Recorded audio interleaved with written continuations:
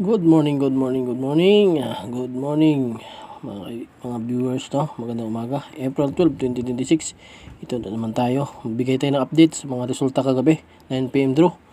April 11, 2026, no? Sa 6:42, 10, 17, 20, 34, 35, 39, 6:55, 10, 26, 28, 50, 52, 53. Dito mga kaibigan, makikita nyo ang mga screenshot ng mga numero na binigay natin kahapon, no? Paalala ko lang, lahat ng mga numero binigay natin ay yan ay mga guide ninyo yan. Diyan tayo mamili ng mga numero na gagawin nating para magiging isang set, no? Kumbaga pipili tayo diyan.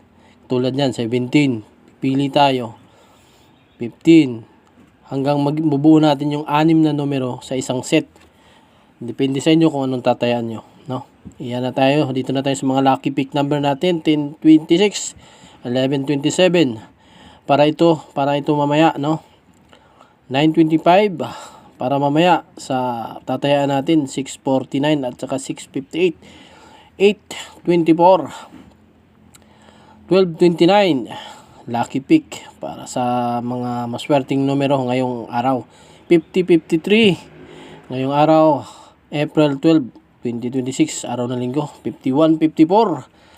Pili na, dire-diretso lang ang pili natin. 52:55, no? Hanggang sa makabuo kayo ng isang set.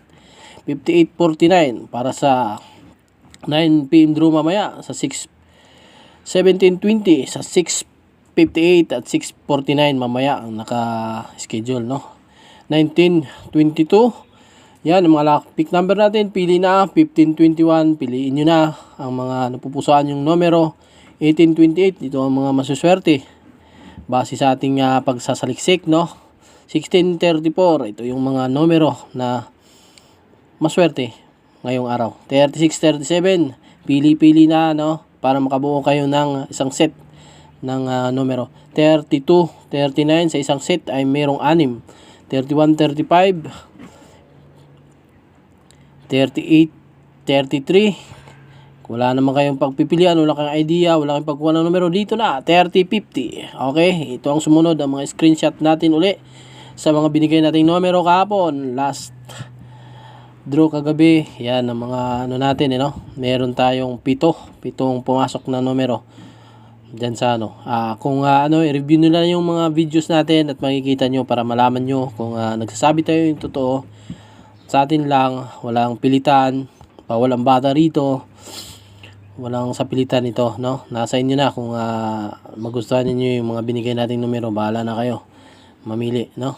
Sana pagpalain tayo. Magandang umaga at maraming salamat sa inyong lahat.